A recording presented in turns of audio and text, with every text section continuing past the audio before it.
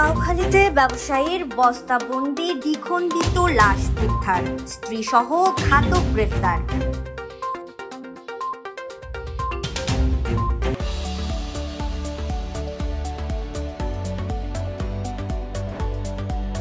রাঙামাটির কাউখালী উপজেলার sugar mill আদর্শ গ্রাম থেকে অপহরণের ৮ দিন পর আজ ১৫ জুলাই মঙ্গলবার সকালে পোল্ট্রি ব্যবসায়ী মোহাম্মদ মামুনের বস্তাবন্দি দ্বিখণ্ডিত লাশ উদ্ধার করেছে কাউখালী থানা পুলিশ।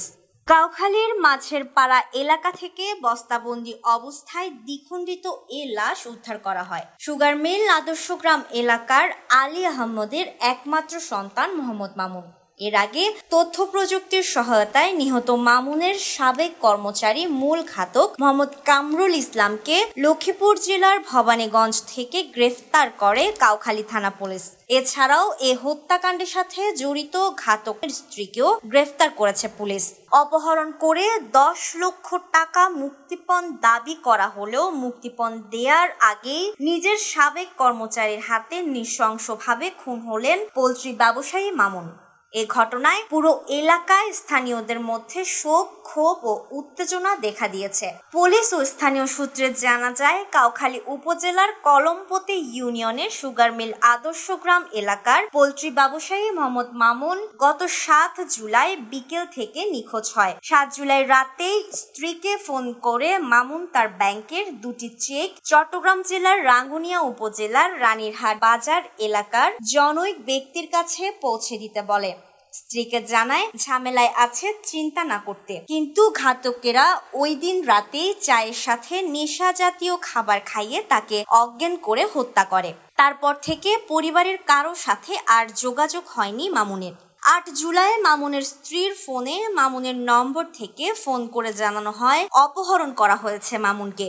মুক্তিপণ হিসেবে দিতে হবে ১০ লক্ষ টাকা। একই দিনে কাউখালী থানায় মামুনের স্ত্রী নিখোঁজ ডায়েরি করে। স্থানীয়দের সহযোগিতায় আটক করা হয় চেক গ্রহণ করা আনোয়ার নামের এক ব্যক্তিকে। আনোয়ারকে আটকের পর উঠে আসে অপহরণের সাথে জড়িত মামুনেরই সাবেক কর্মচারী কামরুলের নাম।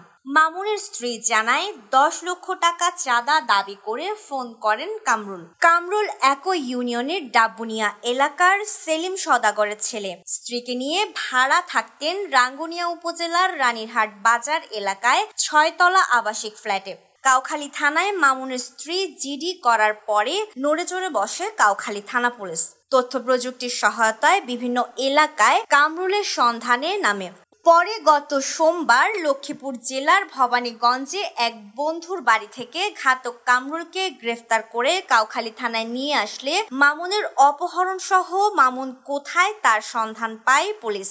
কামরুলের স্বীকারোক্তি মোতাবেক মঙ্গলবার সকালে কাউখালী উপজেলার কলমপতি ইউনিয়নের মাছের পাড়া এলাকায় বস্তাবন্দি অবস্থায় মাটিতে পুঁতে রাখা মামুনের লাশ উদ্ধার করে কাউখালী থানা পুলিশ হেফাজতে ঘাতক কামরুল জানায় মামুনকে রানীহাট এলাকায় তার ভাড়া বাসায় স্ত্রীসহ চায়ের সাথে নেশা জাতীয় খাবার খাইয়ে অজ্ঞান করে ফেলে।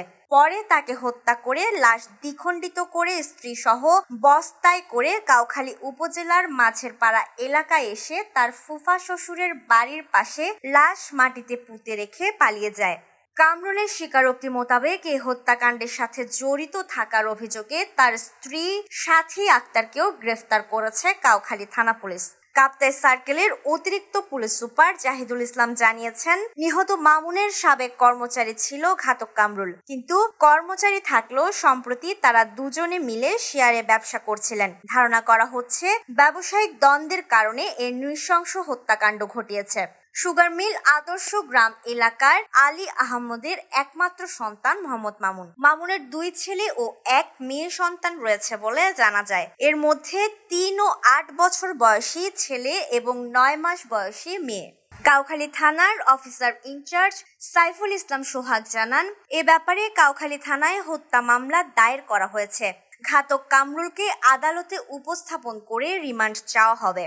এ হত্যাকাণ্ডের সাথে কারা কারা জড়িত আছে সকলকে খুঁজে বের করা হবে। তিনি আরো জানিয়েছেন, ইতিমধ্যে চেক গ্রহণ করা আনোয়ারকে গ্রেফতার করে রাঙামাটির আদালতের মাধ্যমে জেল হাজতে প্রেরণ করা হয়েছে। রাঙামাটির অতিরিক্ত পুলিশ সুপার ক্রাইম নাদিরা নূর, কাপ্তাই সার্কেলের অতিরিক্ত পুলিশ সুপার জাহিদুল ইসলাম, কাউখালী উপজেলা নির্বাহী অফিসার কাজী আতিকুর রহমান সহ ঊর্ধ্বতন কর্মকর্তারা ঘটনাস্থল পরিদর্শন করেছেন।